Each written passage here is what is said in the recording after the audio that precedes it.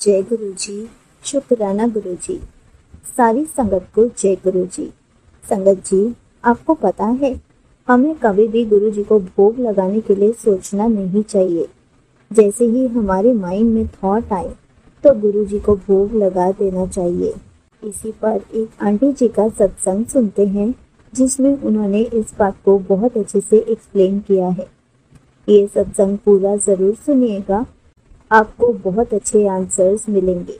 तो चलिए आंटी जी का सत्संग सुनते हैं। जय गुरु जी, शुक्राना गुरु जी। प्यारी संगत जी, मैं काफ़ी टाइम से अपने सत्संग यहाँ शेयर कर रही हूँ, बट किस तरह से शायद आवाज़ में कुछ गड़बड़ है, तो मेरे सत्संग शेयर हो नहीं रहा है। तो मैं दोबारा शेयर कर रही हूँ, क्योंकि कल मुझे गुरु जी का मैसेज आया कि खुशी तेरे दरवाजे पे खड़ी है और तो शुक्राना ही नहीं कर रही है। तो मुझे लगा कि मुझे जल्दी से जल्दी एक शुक्राना सत्संग शेयर करना चाहिए। मैं गुरु जी के मंत्र जाप से अपना शुक्राना शुरू करूँगी, सत्संग शुरू करूँगी। ओम नमः शिवाय, शिव जी सदा सहाय। ओम नमः शिवाय, गुरु जी सदा सहाय। मुझे बहुत बहुत बहुत दिनों से बहुत ही अच्छे अच्छे मैसेजेस आ रहे थे कि तेरे घर में खुशियाँ आने वाली हैं, तेरे घर में तू मिठाई की तैयारी कर ले, मैंने तेरे घर से बुरी नज़र को हटा दिया है। तो मैं इतनी खुश थी सुन के। तो गुरुजी रोज़ मुझे कहते थे कि मैं आज तेरे घर आ रहा हूँ, ऐसे ऐसे मैसेजेस आ रहे थे मेरे को। मैं सोचती थी कि मैं कितनी चीज़ें गुरुजी को बोलती भी नहीं हूँ तो वो मन से समझ जाते हैं, टेलीपैथी से समझ जाते हैं। मैं कितनी लकी हूँ कि उनका हाथ मेरे सिर पर है। तो मैं बहुत खुशी सी मान रही थी। तो एक दिन जब उनका ऐसे मैसेज आया तो मैं मैसेज पढ़ के तो बहुत ही खुश हो गई। तो मैंने उनसे उनसे प्रे किया कि मैंने कहा कि गुरुजी प्लीज़, जैसे मेरे से कोई गलती ना हो जाए, जब आप आएंगे तो मैं तुम्हें को तो कुछ समझ ही नहीं आ रहा मैं क्या करूँगी, कैसे करूँगी। तो मैं रोज़ ही कोई साइन ढूंढ रही थी। फिर अगले दिन दोबारा मुझे मैसेज आया कि मैं तेरे घर में आ रहा हूँ करके ऐसे मैसेज आया। तो ऐसे करके मेरे को 3 4 5 बार मैसेज मैंने पढ़े। तो मैं बहुत ही ज़्यादा घबरा जाती थी कि कहाँ है, कैसे होगा, क्या होगा। तो मैं सोच ही रही थी कैसे करें। तो एक हफ्ते के बाद मुझे ना ऐसा मैसेज आया जैसे कि मैं आज तेरे घर में विराजमान हो गया हूँ। संगत जी, आप मानिएगा, मैं इतनी खुश हुई, इतनी खुश हुई, इतनी खुश हुई। मुझे समझ नहीं आ रहा था मैं क्या करूँ, कैसे करूँ। मैंने फटाफट मंदिर में गई, मैंने वहाँ जाके हाथ जोड़ के उनको माथा टेका कि जो आप मुझे मैसेज भेज रहे हैं तो आप ज़रूर आसपास हैं, और प्लीज़ प्लीज़ प्लीज़ कोशिश कैसे भी करके ना मेरे से कोई गलती ना हो जाए। मैं बहुत ज़्यादा घबरा गई थी। तो मैंने कैसे भी करके फटाफट दिया जलाया और माथा टेका और सब सब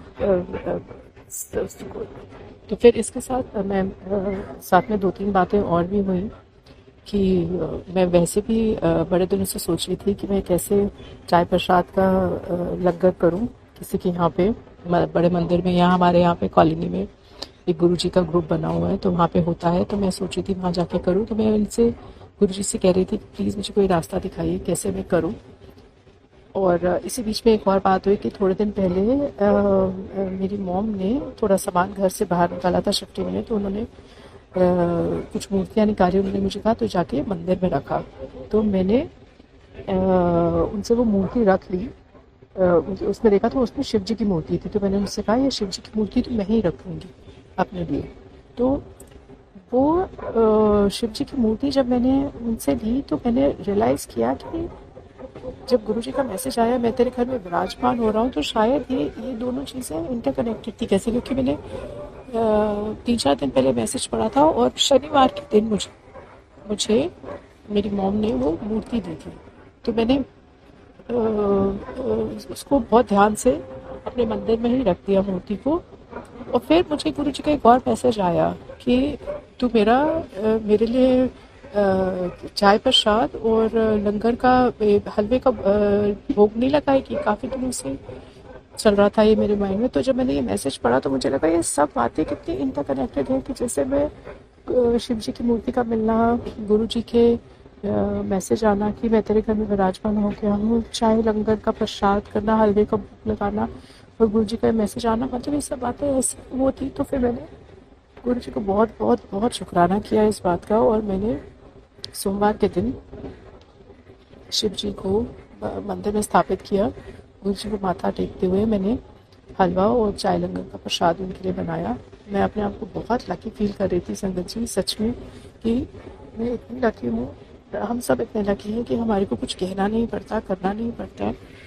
गुरु जी अपने आप ही सब कुछ समझ जाते हैं हमें। मतलब हम, मुझे शब्द ही नहीं आ रहे, मैं कैसे कैसे बयान करूँ। मैं इतनी हैरान हूँ कि कैसे, जैसे मैजिक होता है कि जैसे मैजिक की तरह वो सारी सारी बातें समझ जाते हैं।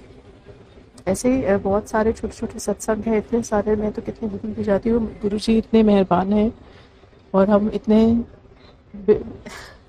इतने हम लोग ऐसे हैं लोग कि मतलब हम समझ ही नहीं पाते कि हम कैसे कब कब कितना कम शुक्राना करते हैं उनको। ऐसे में एक दिन ऑफिस से आ रही थी, तो मैं अपने काम को लेकर बहुत बहुत ज़्यादा परेशान थी। मैं लगातार गुरु जी को प्रे कर रही थी कि गुरु जी प्लीज़ प्लीज़ इस तरह से मुश्किल से मुझे निकालिए, मुसीबत से निकालिए। तो आप मानेंगे, बिल्कुल खाली रास्ता, वो जगह जहाँ से मैं निकल रही थी, खाली रास्ता, वो दूर पे कहीं एक पेड़ था जहाँ पे मैंने कार चलाते हुए मैंने पीकॉक उड़ के वो पेड़ पे जाके बैठते हुए देखा। बिल्कुल अंधेरे का टाइम था, ऑलमोस्ट अंधेरा होने वाला था, सूरज ढल गया था। तो मैं सोच रही थी, देखते देखते पहले तो मुझे विश्वास नहीं हुआ। फिर मैंने उसको समझने की कोशिश की, तो मुझे लगा कि जैसे गुरुजी आए हैं और मुझे दिखा रहे हैं कि देख, अंधेरा हो रहा है फिर भी तुम्हारे लिए रास्ता निकलेगा। और पेड़ की ऊंचाई पे मोर का बैठना इस है कि मैं तुम्हारे को ऊंचाइयों पे लेके जाऊंगा। तो यही मुझे समझ आई उनकी बात। तो जैसे संगत जी, मैं रोज़ ऑफिस जा रही होती हूँ, तो कम से कम 1 घंटे का रास्ता है हमारा घर से। तो जैसे हम जा रहे होते हैं वहाँ पे रास्ते में रोज़ मुझे आशीर्वाद दिखता है गुरु जी का, किसी न किसी गाड़ी के पीछे ब्लेसिंग्स ऑलवेज गुरु जी, या गुरु जी का नाम लिखा हुआ है, या 4x7 या 777 या 77 की लगातार ब्लेसिंग्स मिलती रहती है मुझे गुरु जी की।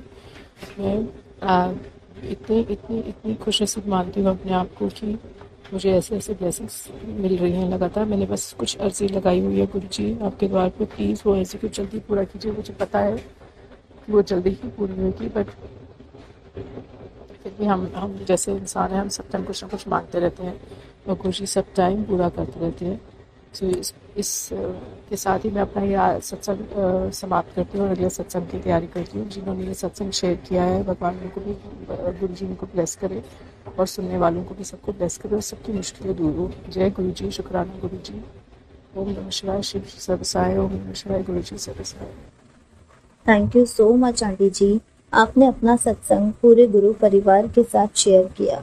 संगत जी, आपको पता है, जब भी हमारे माइंड में कोई ऐसा थॉट आता है तो गुरुजी उसे टेलीपैथी के थ्रू ही हमारे माइंड में डालते हैं, ताकि गुरुजी जो चाहते हैं हम वो कर सके।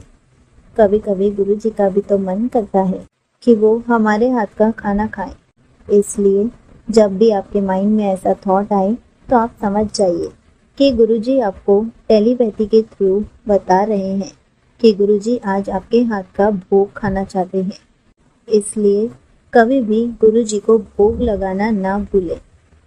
जब भी ऐसी सिचुएशन आए, आपके माइंड में कुछ ऐसा थॉट आए, तो उसको जल्दी से जल्दी पूरा कर दे, क्योंकि वो आपके लिए एक इंडिकेशन है कि गुरुजी आपसे टेलीपैथी के थ्रू बात कर रहे हैं, टेलीपैथी के थ्रू अपनी बात समझ पा रहे हैं, ताकि आप धीरे धीरे ऐसे ही टेलीपैथी से गुरुजी से बातें करना सीख जाएं।